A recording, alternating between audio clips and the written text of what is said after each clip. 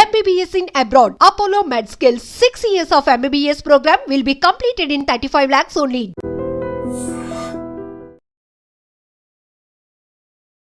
అందరికీ కూడా తెలంగాణ ప్రజలందరికీ కూడా మనస్ఫూర్తిగా శుభాకాంక్షలు తెలియజేస్తా ఉన్నాను. అదేవిధంగా మరి 2 లక్షల కోట్ల రూపాయల అప్పును 18 నెలల పరిపాలనా కాలంలో తీసుకున్నందుకు రాష్ట్ర ముఖ్యమంత్రి వర్యులు గౌరవనీయులు రేవంత్ రెడ్డి గారికి కూడా శుభాకాంక్షలు తెలియజేస్తా ఉన్నాను. తెలంగాణ ప్రజల నెత్తి మీద గుదిబండలాగా 18 నెలల కాలంలో 2 లక్షల కోట్లు అప్పు తీసుకొచ్చినటువంటి ఘనత, గొప్పతనం, పరిపాలనా చాతుర్యం అంతా కూడా రేవంత్ రెడ్డి గారికే దక్కుతుంది. మరి మీకు ఒక విషయం తెలుసు, జనరల్గా నేను ఎప్పుడు కూడా నిర్దిష్టమైనటువంటి ఆధారాలు లేకుండా, కాగితాలు లేకుండా, ప్రూఫ్ లేకుండా ఎవరి మీద కూడా ఎప్పుడు అలిగేషన్ చేయలేదు. ఇవాళ ముఖ్యమంత్రి గారికి సంబంధించి నా దగ్గర ముఖ్యమైనటువంటి ఆధారాలు ఉన్నాయి. మీ ద్వారా ప్రజలకు చెప్తామని చెప్పే ఇవాళ ఈ ప్రెస్ కాన్ఫరెన్స్ ఏర్పాటు చేయడం జరిగింది. ప్రత్యేకించి మన రాష్ట్ర ముఖ్యమంత్రి గారు ఎప్పుడు ఒక మాట చెప్తూ ఉంటారు, మేము అప్పులు తీసుకొచ్చిన అప్పులు ఏం చేస్తున్నామంటే కేసీఆర్ గారు ఇదివరకు తీసుకొచ్చినటువంటి అప్పుల్ని తిరిగి చెల్లిస్తున్నాం. నెలకు 6,500 కోట్లు రుణాలను మేము తిరిగి చెల్లిస్తున్నాం.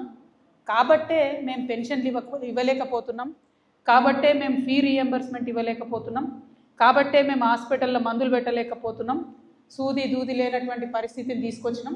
దీనికి అంతటికీ కేసీఆర్ గారి కారణమని చెప్తారు. మేము అది ఇదివరకు కూడా ప్రెస్ మీట్ పెట్టి కాగితాలు చూపించి మీరు 6,500 కోట్లు కాదు, నెలకు 1,200 కోట్లు కూడా కడతలేరని చెప్పి ఎక్స్పోజ్ చేయడం జరిగింది. అప్పుడు రాష్ట్రంకి రేవంత్ రెడ్డి గారు తెచ్చినటువంటి అప్పు 1,50,000 కోట్లు ఉండే.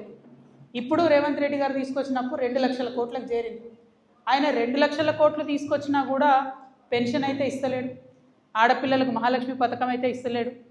మనమేమనుకుంటాం, పోనీ ఇంకా కూడా అప్పులు కడుతురేమో అనుకుంటాం. అయితే ఆర్ఈసి, రూరల్ ఎలక్ట్రిఫికేషన్ కార్పొరేషన్ అనేటటువంటిది దేశంలో ఒక సంస్థ ఉంటుంది. ఆ సంస్థ అన్ని రాష్ట్రాలకు కూడా రుణాలు ఇస్తూ ఉంటుంది, పెద్ద పెద్ద ప్రాజెక్టులు కట్టడానికి. అది ఇరిగేషన్ ప్రాజెక్టులు కావచ్చు, ఇంకోటి కావచ్చు ఇస్తూ ఉంటుంది. ఆ రూరల్ ఎలక్ట్రిఫికేషన్ కార్పొరేషన్ అనేటటువంటి సంస్థ కేసీఆర్ గారు ఉన్నటువంటి సందర్భంలోనే కాళేశ్వరం ప్రాజెక్టుకు, అట్లనే ఇతర చిన్న చిన్న ప్రాజెక్టులకు, అది దేవాదుల కావచ్చు, తుపాకులగూడెం బ్యారేజ్ కావచ్చు, ఎస్ఆర్ఎస్పి వరద కాలువ కావచ్చు, వీటన్నిటి కోసం ఇంకా కొంత అప్పు వాళ్ళ దగ్గర మనం తెచ్చుకున్నటువంటి అప్పు కేసీఆర్ గారు ఇమీడియట్గా ప్రాజెక్టులను కడుతూ అప్పును కూడా వాళ్ళకి కట్టాల్సినటువంటి కిస్తులు ఏవైతే ఉంటాయో, ఇన్స్టాల్మెంట్లు ఏవైతే ఉంటాయో, ఈఎంఐలు కట్టుకుంటూ పోయినారు కేసీఆర్ గారు. అందుకని ఆ సంస్థ కేసీఆర్ గారికి 2022లో మనకు ఏ గ్రేడ్ ఇచ్చింది అంటే ఎప్పటికప్పుడు అప్పు బాధ్యతాయుతంగా చెల్లిస్తున్నటువంటి రాష్ట్రాల్లో ఒకటిగా కేసీఆర్ గారు ఉన్నటువంటి సందర్భంలో ఏ గ్రేడ్ ఇచ్చింది. ఏ గ్రేడ్ సిబిల్ రేటింగ్ ఇచ్చింది. కాబట్టే కేసీఆర్ గారు ప్రాజెక్టులకు కట్టాలనుకున్నప్పుడు మళ్ళా తిరిగి ఆయనకు అప్పులు పుట్టింది. మన రాష్ట్రం కూడా నంబర్ 1 స్థాయికి పోయింది. ఇక రేవంత్ రెడ్డి గారు వచ్చినాక ఏం చేసిండ్రు, అక్టోబర్ 10, 2024 నాడు ఇదే ఆర్ఈసీ సంస్థకు ఉత్తరం రాసింది. ఆ ఉత్తరంలో కేసీఆర్ గారిని బాగా పొగిడింది. మైక్ల ముందు తిడతారు రేవంత్ రెడ్డి గారు, కానీ ఈ ఉత్తరంలో ఎంత బాగా పొగిడిందంటే, మేము మీ దగ్గర అప్పు తెచ్చుకున్నాం, కాళేశ్వరం ప్రాజెక్టును ఎన్ని కష్టాలు వచ్చినా కట్టినాం, కోవిడ్ సమయంలో కూడా పనులాగకుండా కట్టినటువంటి కాళేశ్వరం ప్రాజెక్టు ప్రజలకు ఉపయోగపడుతుంది అని చెప్పి చాలా మంచి మాటలు కేసీఆర్ గారి గురించి చెప్పి అవన్నీ కూడా నేను మీకు ఇస్తాను. అయితే ఇందులో రేవంత్ రెడ్డి గారు ఏం అడుగుతారు అని అంటే, మన రామకృష్ణారావు గారు రాసిరి ఉత్తరం ఆర్ఈసీకి, లోన్ని రీస్ట్రక్చర్ చేయండి అని అడిగింది. కేసీఆర్ గారేమో కాళేశ్వరంకు తెచ్చినటువంటి లోను 2035 కల్లా ఫినిష్ చేద్దామంటే, రేవంత్ రెడ్డి గారు 2040 వరకు కట్టుకుంటూ పోతాం, ఈ లోన్ను మాకు ఎక్స్టెండ్ చేయండి అని మొదటి ఉత్తరం రాసింది. తర్వాత వాళ్ళు మళ్ళీ రిప్లై రాసింది, మేము మీకు లోను పెంచలేము, మీకు 2035 లోపలనే మీరు ఫినిష్ చేసుకోవాలి, మీరు కట్టాల్సినటువంటి కిస్తులన్నీ టైంకి కట్టాలి అని చెప్తూ రాస్తూ వాళ్ళు ఒక అలిగేషన్ చేస్తారు.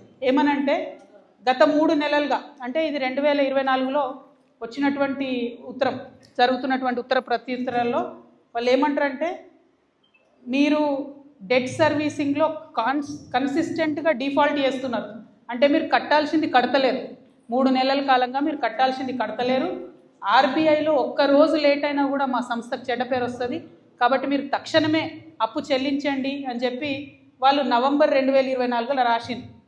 రాస్తే కూడా రాష్ట్ర ప్రభుత్వం చీమగుట్టినట్టు కూడా లేకుండా కాళేశ్వరం ప్రాజెక్ట్ని కంప్లీట్గా ఒక నాన్ పర్ఫార్మింగ్ అసెట్గా మార్చాలని చెప్పి వాళ్ళు విస్మరించిండ్రు. ఉత్తర ప్రత్యుత్తరాలు జరుగుతూనే ఉన్నాయి మొత్తం సంవత్సర కాలంగా. ఇవాళ మొన్న 20 రోజుల కింద జూన్ 6 నాడు ఆ సంస్థ మళ్ళా ఉత్తరం రాసింది రాష్ట్ర ప్రభుత్వానికి. ఏమనంటే 28 జూన్ అంటే ఎల్లుండి 28 జూన్ లోపల మీరు కట్టాల్సినటువంటి 1321 కోట్లు కడతారా, లేకపోతే డిఫాల్ట్ అని చెప్పి మీరు ఎన్పిఏ అని చెప్పి మేము రాయాలన్నా. అట్లా రాస్తే వాళ్ళు క్లియర్గా చెప్తారు, మీ రాష్ట్రానికి ఇబ్బంది, మా సంస్థకు కూడా ఇబ్బంది, ఇద్దరి రేటింగ్స్ కూడా పడిపోతాయి, దయచేసి వెంటనే కట్టండి అని చెప్పింది. నేను ఇవాళ ముఖ్యమంత్రి గారిని ప్రజల తరఫున డిమాండ్ చేసేది ఒకటే, ఏంటంటే మీరు 2 లక్షల కోట్లు అప్పు తెచ్చిరు ఇప్పటి వరకు, మీరు కడతామని చెప్పినటువంటి అప్పు కడతలేరని ఆ సంస్థనే చెప్తున్నది.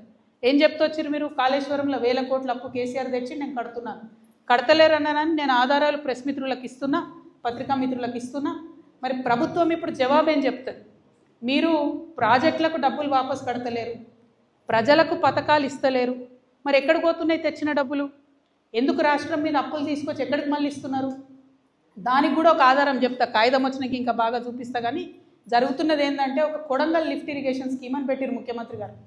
పెట్టి 2 సంస్థలకు ఇచ్చిరు. అది ఒకటి మెగా కృష్ణారెడ్డి గారికి, ఇంకోటి పొంగులేటి శ్రీనివాసరెడ్డి అన్న గారి కంపెనీకి ఇచ్చిరు. కేసీఆర్ గారు 10 సంవత్సరాల పరిపాలనలో ఏదన్నా ప్రాజెక్టు తలపెడితే అడ్వాన్స్ ఇయ్యలే ఎప్పుడు. సార్ పని చేయండి పైసలు తీసుకోండి అన్నారు, కానీ కాంట్రాక్టర్లకు ఎప్పుడు అడ్వాన్స్ ఇయ్యలే. రేవంత్ రెడ్డి గారు వచ్చి ఏం చేసిరు? ఇద్దరు సంస్థలకు కలిపి దాదాపు 1200 కోట్ల అడ్వాన్స్ ఇచ్చేసిరు. కానీ ఆ కొడంగల్ లిఫ్ట్ ఇరిగేషన్ స్కీమ్లో ఇప్పటి వరకు ఒక్క చెంచా కూడా మట్టి తీయలేదనేటటువంటిది వాస్తవం, ఎవరు కూడా కాదనలేనటువంటి వాస్తవం. అయినా కూడా 600 కోట్లు ఇచ్చేసిండ్రు, ఒక్కొక్క సంస్థకి 1200 కోట్లు మొత్తం కాంట్రాక్టర్లకు వెళ్ళిపోయినాయి. అంటే దీనివల్ల మనకేం అర్థమవుతున్నది?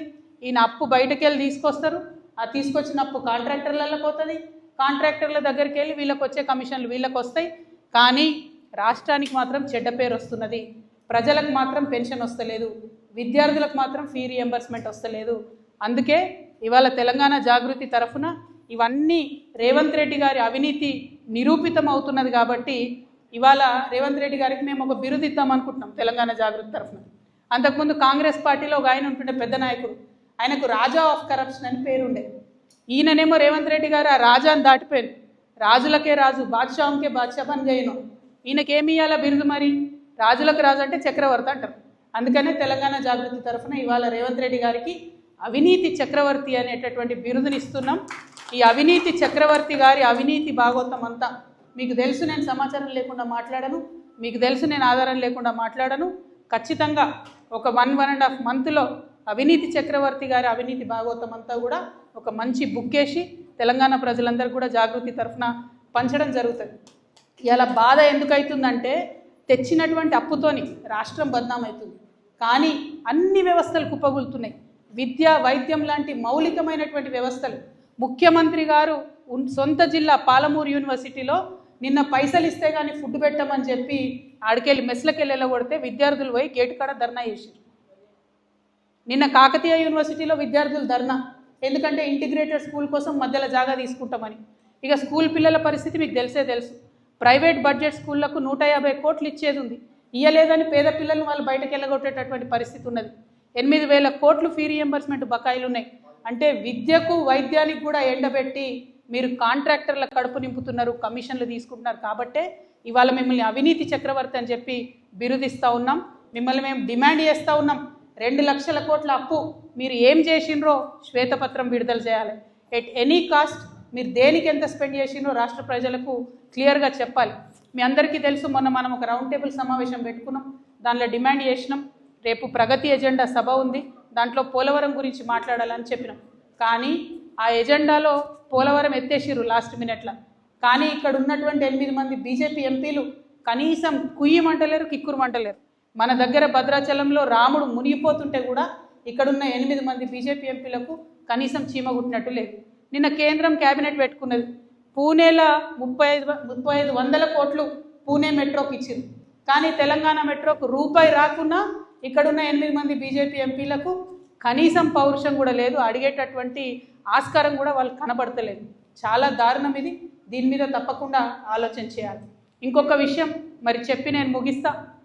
జూలై 6వ తారీఖు నాడు ఇక్కడ ప్రజాభవన్లో రేవంత్ రెడ్డి గారిది చంద్రబాబు నాయుడు గారిది మీటింగ్ అయ్యి హైదరాబాద్ బిర్యానీ ఆయనకు పెట్టిన తర్వాత ఈయన గోదావరి నీళ్ళన్నీ కట్టగట్టి గిఫ్ట్ లాగా ఆయనకి ఇచ్చిన తర్వాత అదే జూలై 15 నాడు సెంట్రల్ గవర్నమెంట్ ఏజెన్సీతో బనకచెర్ల పోలవరం అనేటటువంటి లింకేజ్ ప్రాజెక్టు ప్రారంభమైంది.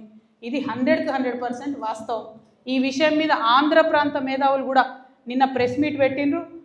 ఏబి వెంకటేశ్వరరావు గారు, కంబంపాటి పాపారావు గారు, అక్కినేని భవానీ ప్రసాద్ గారు, టి లక్ష్మీనారాయణ గారు, వీళ్ళందరూ కలిసి నిన్న ప్రెస్ మీట్ పెట్టి మనం తెలంగాణ వాళ్ళని చెప్పినమే వాళ్ళు చెప్తున్నారు, ఆల్రెడీ నీళ్ళు ఇచ్చే ఏరియాకే మళ్ళీ నీళ్ళు తీసుకొచ్చే ఈ ప్రాజెక్టు ఎవరి కోసం కడుతురు, ఎందుకోసం కడుతురు, కేవలం మెగా సంస్థ కోసమే కడుతున్నారు అని అన్నారు. ఈ అవినీతి చక్రవర్తి గారి అవినీతి బార్డర్లు దాటిందనడానికి ఇది మరొక రుజువు. ఇక్కడ ఆయన ఒప్పుకున్నాడు, అక్కడ ప్రాజెక్టు మళ్ళా ఆయన ఫేవరెట్ సంస్థకే ఇస్తూ ఉన్నారు. ఇవన్నిటి అంశాల మీద కూడా ముఖ్యమంత్రి గారు ప్రజలకు తక్షణమే వివరణ ఇవ్వాలి. ఈ రోజు వరకు తెచ్చిన అప్పు ఎంతనో చెప్పాలి, తెచ్చినటువంటి అప్పును మీరు ఏం చేసిందో కూడా డీటెయిల్గా వివరణ ఇవ్వాలని చెప్పి నేను రాష్ట్ర ప్రభుత్వాన్ని, ముఖ్యంగా ముఖ్యమంత్రి రేవంత్ రెడ్డి గారిని డిమాండ్ చేస్తూ ఉన్నాను. Thank you. జై తెలంగాణ.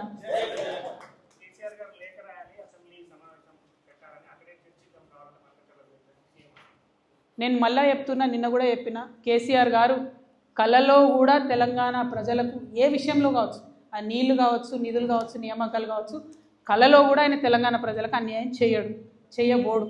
రేవంత్ రెడ్డి గారు జూలై 6వ తారీఖు చంద్రబాబు నాయుడు గారితో మీటింగ్ తర్వాతనే కొత్తగా వచ్చినటువంటి project Polavaram Banakacherla linkage project.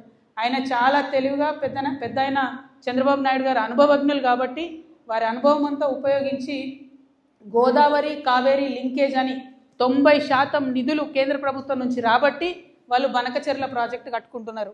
కానీ మన ముఖ్యమంత్రి గారు మన నీళ్లు దోపిడీకి గురవుతున్నా కూడా కనీసం మాట్లాడలేనటువంటి స్టేజ్లో మన ముఖ్యమంత్రి గారు ఉన్నారు. మరి ఆయన తొందరగా మేల్కొనాలి. అప్పుడే జూలై 2024లోనే ఆ పనులు అయితే ప్రారంభమైనాయి. ఇప్పుడు మేల్కొని మేము ఆపేస్తాం బనకచెర్లను అని చెప్పి గప్పాలు కొడుతున్నారు మంత్రులు తప్పితే చేసిందేమీ లేదు. ఇప్పటి వరకు కూడా అపెక్స్ కౌన్సిల్ మీటింగ్ అడుగుతలేరు, మోడీ గారిని ప్రశ్నిస్తలేరు. సో 100% ఇది నాటకం తప్పితే నిజం కాదని చెప్పి నేను భావిస్తూ ఉన్నాను.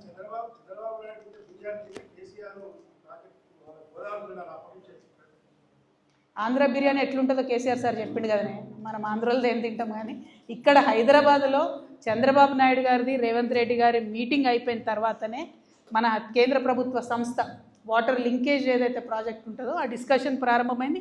అది ఆధారాలతో సహా ఉన్నది. జూలై 15న వాళ్ళు మీటింగ్ పెట్టుకున్నారు. సో ఇందులో కొత్తదనం ఏం లేదు. కేవలం చంద్రబాబు నాయుడు గారికి ఎదురు చెప్పలేనటువంటి ఒక అచేతన స్థితిలో మన రాష్ట్ర ముఖ్యమంత్రి గారు ఉండడం నిజంగా కూడా మన రాష్ట్ర ప్రజల యొక్క దౌర్భాగ్యం. Thank you. జై తెలంగాణ. నిజంగా ప్రస్తుతం ఉన్నటువంటి సమాజం దేనికి ప్రయారిటీ ఇస్తుంది? ఆర్థిక సంబంధాల చుట్టూ మాత్రమే తిరుగుతోంది. మళ్ళీ ఎన్నికలంగానే చాలా విరక్తి కలుగుతాం. మంచి అనిపిస్తుంది కదా, లేడీస్ కూడా ఛాలెంజింగ్ జాబ్స్ చేసినప్పుడు చాలా బాగుంటది. ట్రాఫిక్ అసిస్టెంట్స్ గా నియమించిన ట్రాన్స్జెండర్స్ అందరితో సాల్యూట్ చేయించుకుంటున్నారు. ఫుడ్ డెలివరీ ఇవ్వటానికి వెళ్ళినటువంటి డెలివరీ బాయ్ అనిల్ పై కళ్ళ ముందు పెళ్ళండి కొట్టి